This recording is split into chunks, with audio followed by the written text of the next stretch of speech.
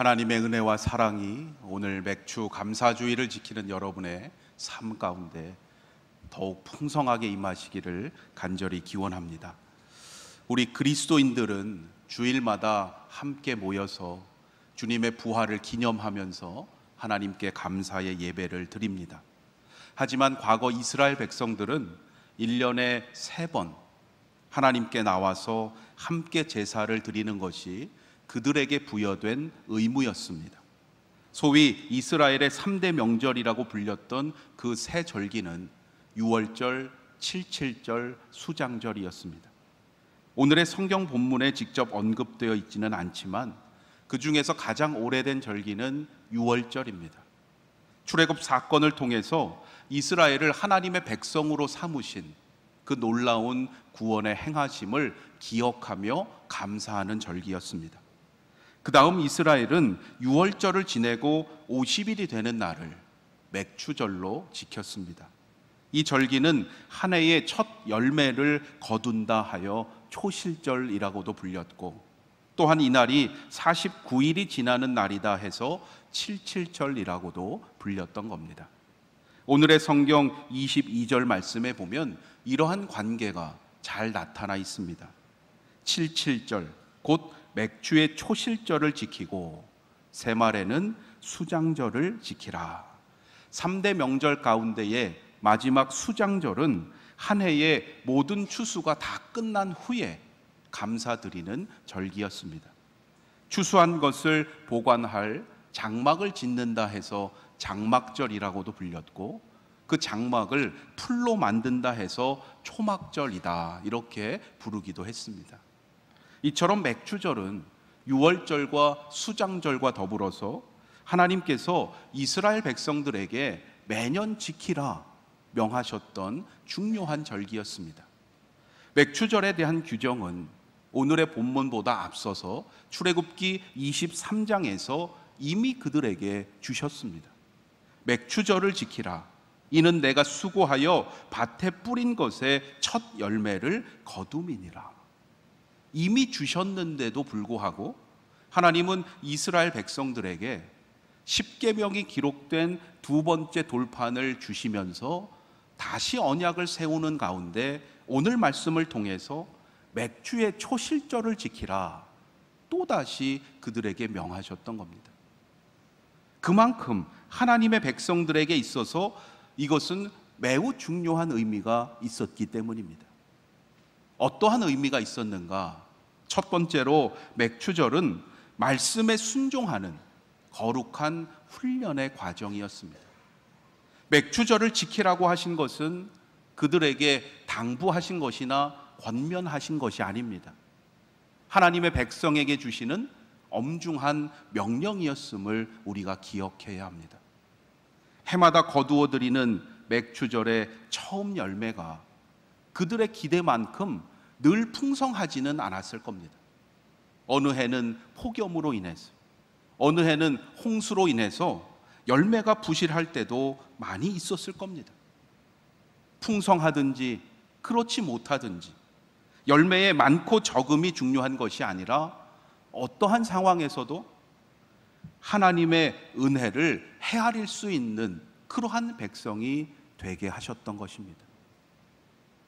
열매가 많을 때만, 내 뜻대로 잘 됐다고 생각할 때만 여러분 하나님께 예배드리고 감사하는 자가 되어서는 안 됩니다.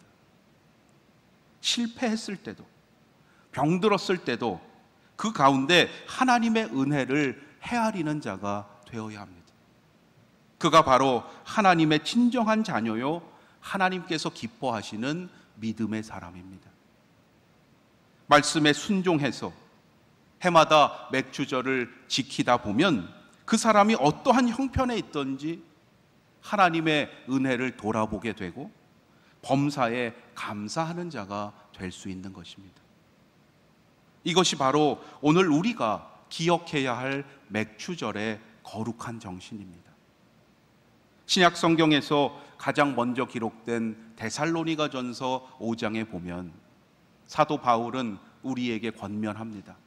항상 기뻐하라, 쉬지 말고 기도하라, 그리고 범사에 감사하라. 이것이 바로 그리스도 안에서 우리를 향하신 하나님의 뜻이라고까지 강조합니다.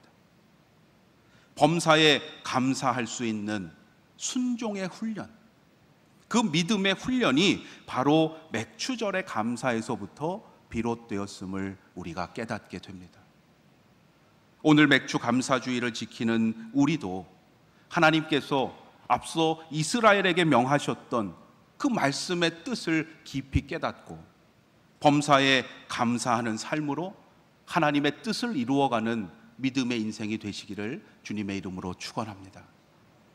두 번째로 맥추절은 감사하는 자가 더 많은 복을 받게 되는 축복의 원리를 깨닫게 하십니다. 목회를 하면서 많은 가정들을 보고 만나게 됩니다. 어떠한 가정이 복을 받는가? 결론은 하나님께 감사하는 가정이에요. 불평하고 원망할 것이 왜 없겠습니까? 제가 보더라도 참 힘들 텐데 하나님께 먼저 감사하는 가정이 있어요. 지나고 나면 그 가정은 반드시 하나님의 놀라운 복을 받게 된다는 거예요. 여러분, 그러한 믿음의 가정이 되시기를 바랍니다. 믿음의 사람에게서 볼 수 있는 중요한 특징은 고난과 어려움 가운데서도 하나님을 신뢰하고 그 가운데서도 먼저 감사의 제목을 찾는다는 거예요. 잘 되고 기쁠 때 감사하는 것, 물론 그것도 쉽지 않습니다. 하나님의 은혜를 아는 자만이 할 수 있기 때문이죠. 그러나 그렇지 못할 때 감사한다는 것, 참으로 힘든 일입니다. 하나님은 이스라엘로 하여금 매년 맥추절을 지키게 하심으로써 하나님께 드려야 할 감사를 당연한 의무로서 성실히 지킬 뿐만이 아니라 그로 인해서 궁극적으로 하나님께 순종하는 자에게 더 많은 복을 주시는 하나님이심을 알도록 하신 것입니다. 우리가 하나님께 드리는 감사, 여러분 계산해 보시면 결코 손해가 아닙니다. 내 것을 하나님께 드리는 것이 아니죠. 하나님이 주신 것을 주인 되시는 하나님께 드리는 거예요.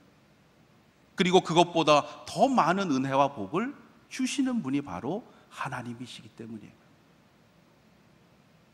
밀과 보리가 어떻게 자라고 결실을 맺게 되는가, 여러분 한번 생각해 보십시오. 밀이나 보리는 대개 가을에 심습니다. 가을에 심은 밀과 보리가 추운 겨울을 지나고 봄을 맞으며 싹을 틔우고 결실을 맺게 되는 것, 참으로 신비하고 아름다운 모습이죠.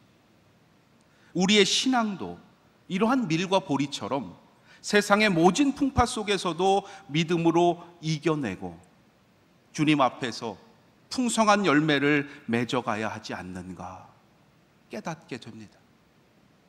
추위 속에서도 얼어 죽지 않고 초연히 견디어내서 귀한 열매를 맺어가는 그 모습은 단지 자연의 당연한 이치가 아니라 오늘 하나님의 자녀로서 우리가 이루어가야 할 신앙의 본이 된다고 말할 수 있습니다.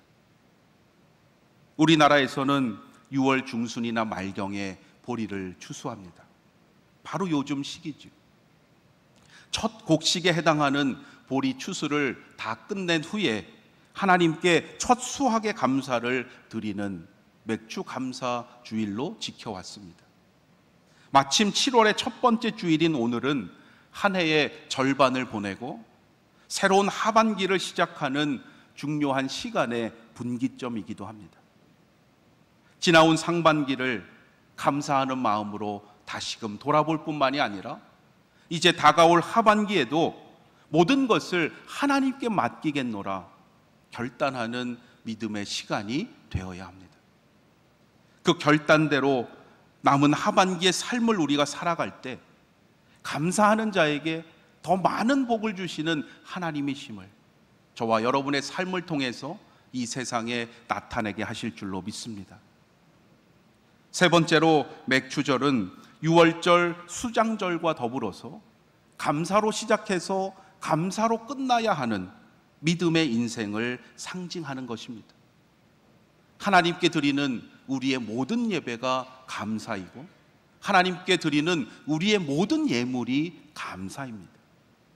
그러함에도 우리는 특별히 오늘을 맥주 감사주일이라고 부르고 하나님께 드리는 그 헌금을 무슨 감사 헌금 이렇게 부릅니다.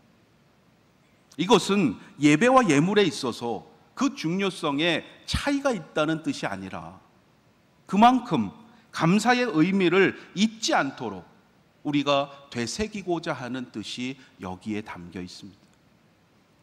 감사라는 말 잘 생각해 보면 감사라는 그 말 안에 의미가 이미 들어 있습니다.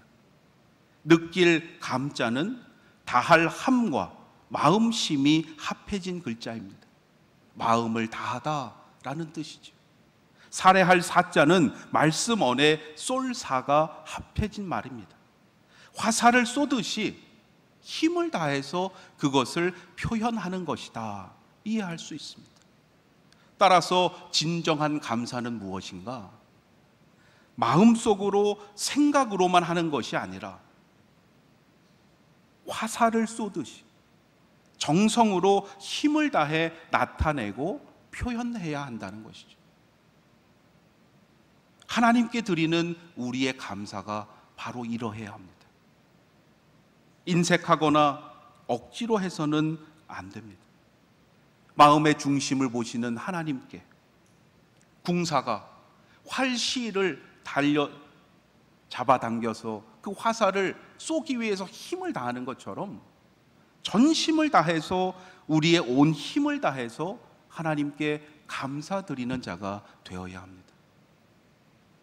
그리고 그 감사를 오늘 맥주 감사주일에 드리는 하나의 의무로서 끝내지 마시고 다음 감사의 절기까지 수장절의 의미를 갖고 있는 오늘 우리의 추수감사절까지 여러분 그 감사를 날마다 여러분의 삶 가운데 이어가시기를 바랍니다.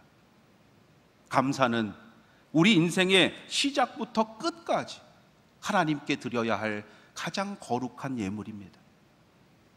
우리는 비록 농사를 짓는 환경과는 떨어져 살아가고 있지만 씨를 뿌리고 수고함으로 거두어드리는 첫 열매를 하나님께 드린다는 그 거룩한 정신은 환경이나 세월의 지남에 따라 결코 변하지 않는 것입니다. 코로나로 인해서 유난히 힘들고 어려운 시간을 우리는 보내왔습니다. 그러하기에 이번 맥주 감사주일은 더욱 특별한 의미로 우리에게 다가옵니다. 그동안 당연하게 여겼던 우리 일상의 많은 것들이 당연한 것이 아니라 그 모든 것이 하나님의 은혜였고 하나님의 돌보심이었음을 깨달았습니다. 언제 끝날지 예상조차 할 수 없었던 그 어둠의 긴 터널을 지나왔습니다. 이제는 인원 제한 없이 이 시간 함께 예배를 드릴 수가 있게 되었고 야외에서는 마스크를 착용하지 않아도 될 만큼 그러한 상황이 되었습니다. 그러나 중요한 것은 그 누구도 앞날을 장담할 수 없다는 것입니다. 우리가 지금 빠져나왔다고 생각하는 오늘 이 시점이 정말 터널의 끝이었는지 아니면 혹시라도 더 어둡고 긴 터널이 우리를 기다리고 있는 것은 아닌지 염려하게 되고 우리는 장래를 장담할 수 없습니다. 그러함에도 오늘 우리가 해야 할 일은 너무나 분명합니다. 여기까지 인도하신 에베네셀의 하나님을 신뢰하면서 진정한 감사를 드리는 것입니다. 감사는 지나온 날들에 대한 거룩한 기억일 뿐만이 아니라 우리가 앞으로 살아갈 날들에 대한 믿음의 결단입니다.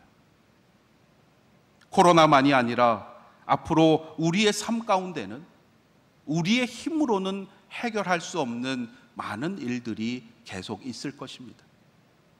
우리의 경험이나 지식으로는 다 해결할 수 없는 일들이 우리의 삶에 닥쳐올 것입니다. 여러분, 크로할 때 결코 좌절하거나 두려워하지 마십시오. 바로 그때가 하나님께 먼저 감사해야 할 때이고, 바로 그때가 우리의 믿음을 다시금 새롭게 해야 할 때임을 잊지 마시기 바랍니다. 오늘 맥주 감사주의를 지키면서 다시금 하나님의 은혜를 고백하고 또한 새롭게 믿음의 삶을 결단하는 여러분에게 주시는 축복의 약속을 기억하시기 바랍니다. 오늘의 성경 마지막 24절의 말씀입니다. 내가 이방 나라들을 내 앞에서 쫓아내고 내 지경을 넓히리니 내가 매년 3번씩 여호와 내 하나님을 뵈려고 올 때에 아무도 내 땅을 탐내지 못하리라. 하나님께 진정 감사함으로 예배하는 자에게 하나님은 그의 모든 것을 지켜주시고 책임져 주신다는 것입니다. 여러분의 삶 가운데 이 놀라운 은혜의 축복이 풍성하시기를 바랍니다. 하나님께 드려야 할 우리의 예배와 감사에는 따라서 어떠한 핑계도 있을 수가 없습니다. 그 무엇도, 그 누구도 하나님의 명령에서 예외가 있을 수 없기 때문입니다. 우리의 상황에 따라서 내가 결정하고 내가 선택하는 것이 아니라 진정한 감사와 거룩한 예배는 하나님의 명령이기 때문입니다. 그 명령은 우리를 괴롭게 하거나 힘들게 하시려는 것이 결코 아닙니다. 감사의 훈련을 통해서 복의 근원 되시는 하나님이심을 알게 하려는 것이고, 나아가 범사에 감사함으로 더 큰 복을 누리게 하시려는 하나님의 놀라운 사랑임을 여러분 깨닫게 되시길 바랍니다. 날마다 그 사랑 안에 거해 살아갈 때 여러분의 삶 가운데 하늘의 기쁨이 충만케 하실 것입니다. 앞으로 우리를 괴롭게 하는 세상의 환난과 고난이 닥쳐온다 할지라도 우리 인생의 주인 되시는 하나님께서 그 모든 것을 막아주시고 생명의 길로 인도해 주실 것입니다. 그 믿음을 가지고 여러분 이번 하반기에도 함께 하실 임마누엘 하나님을 기대하면서 끝까지 믿음의 경주를 힘차게 달려가시는 하나님의 자녀들이 다 되시기를 주님의 이름으로 축원합니다. 기도드리겠습니다. 맥추절을 지키라 명하셨던 하나님의 그 뜻을 깊이 깨닫게 하심을 감사합니다. 어떠한 상황에서도 하나님의 말씀에 순종함으로 이 땅에서 더 많은 복을 받는 감사의 인생 되게 하시고, 감사로 시작해서 감사로 끝나는 그 믿음의 삶으로 하나님께 영광 돌리는 아연의 성도들 되게 하여 주시옵소서. 우리 주 예수 그리스도의 이름으로 감사하며 기도드립니다. 아멘.